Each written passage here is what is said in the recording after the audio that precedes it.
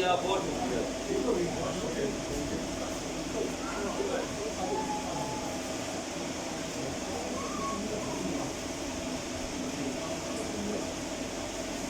doctor तफीजुल्लाह Sheikh साहब stage से आ जाते इन्होंने भरपूर तान साहबा प्रिंसिपल प्रोफेसर डॉक्टर तफीजुल्लाह साहब तो जी हम साझे सुनने साहब के उत्ते गल करने वास्ते मोहतरम जनाब डॉक्टर इसामुल्लाह ताहिर साहब ਜਿਹੜੇ एक पिंड त्रिगड़ी तो उठे ने पर इन्हें धुमा पातियां ने पंजाबी दे बारे में टेल किताबां लिख छड़ियां ने निक्की जी उम्र दे विच सारिਆਂ ਨੂੰ पीछा छड़ गया गुजरांवाला दी ਜਿਹੜੀ ਇਹਨਾਂ मतलब गुजरांवाला दी धरती की गल हो रही है ना जी गुजरांवाला दी तरखेज धरती जिसको भट्ट साहब भी गुलाम करते हैं ते डॉक्टर भीम साहब बैठे ने गुजरांवाला गुजरात तुहानू पता है वो धरतियां ने जिन्हें बड़े बड़े शायर पैदा किए हैं तो पूरी गुजरांवाला डिवीजन जिहदा मतलब डॉक्टर गाज साहब भी बैठे ने तुहानू पता है कि भरपूर इलम के नाल हिकमत के नाल दनाई के नाल जनाब आसम पंजाबी साहब भी बैठे ने मीडिया के आगू ने इख्तियार साहब आए ने गुजराले तो सब मीडिया पर्सन ने नौजवान नस्ल इन्होंने भी भरपूर असीं इन्होंने जी आया आखने डॉक्टर शामला साहब की शरीफ जो उनकी साझे सुपने काबू से बोलन करते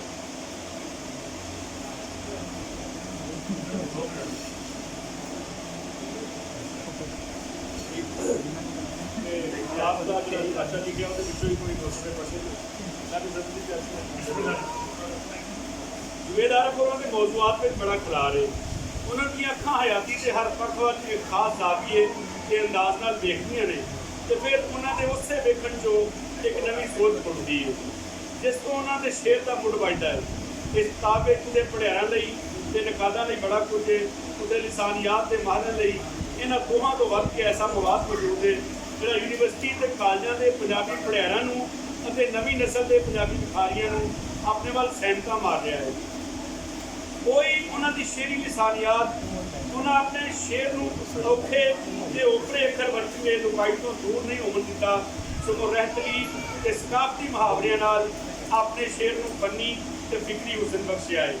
उन्होंने अखरी जुड़तां इस्तिलाहां ते तरकीबां उन्होंने तकलीकी तक जिंदी डाक की मिसाल बनने के नाल नाल तकलीफीयत का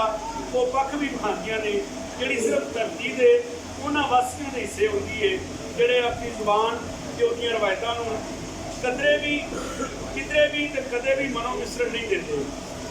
जुवेदारपुरां दीयां कुछ तरकीबां अखरी जुड़तां ते नवियां पुरानियां मुहावरियां का जदीद ते वखरा जिहा ढंग वेखण लई उन्हां दीयां कुछ मिसालां वेखो आटे ढिले होना किले सुझे होना बाग चों दी लंघना परना पाना वगैरह वगैरह जुवेदारपुरां दे इह सांझे सुपने असलों अजोके समय के आरफ का आरफाना कलाम है मैं उन्होंने जदीद समय के पंजाब का आरफ ही आखांगा कि उन्होंने अपने दौर से उन्होंने लोगों के मुखों तो नकाब लाए ने जिहड़े जवानी 50 ऐबां में खड़ा के हुण पीर बनी बैठे ने दूजा आपके एक सच्चे दरवेश वांगू सच्ची गल कीती है उन्होंने काजियां नूं भी ललकारिया है जिहड़े दुनिया उधारी बैठे थे उन्होंने शायरी अपने अंदर तरक्की सदी के वो सारे रंग रखती है जिहड़े नवें फिक्री जहानों की गल करन दे नाल टुरदे ने उंज ते गम की मुक्कल मार के रहने उंज ते गम की मुक्कल मार के रहने पर खाबां विच महल सार के रहने गुरबत मुक्कल मार के वेला कढ़ दिए कद माड़े दे बूहे सरदल पैंदी आखिरी पहला जी जुवेदारपुरा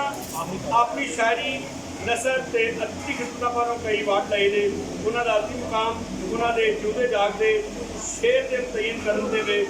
आउंदे समय के नकाद उन्होंने मौजूद के शेरी इंसानियत परों हयाती धरती वासियों नाल प्यार ते नवे जहाना की भाल परों उन्होंने शायरी नूं नवे लिखण वाले के मियार के तौर पर रखेंगे मैं जिमें जिमें उन्होंने शायरी पढ़ रहा हाँ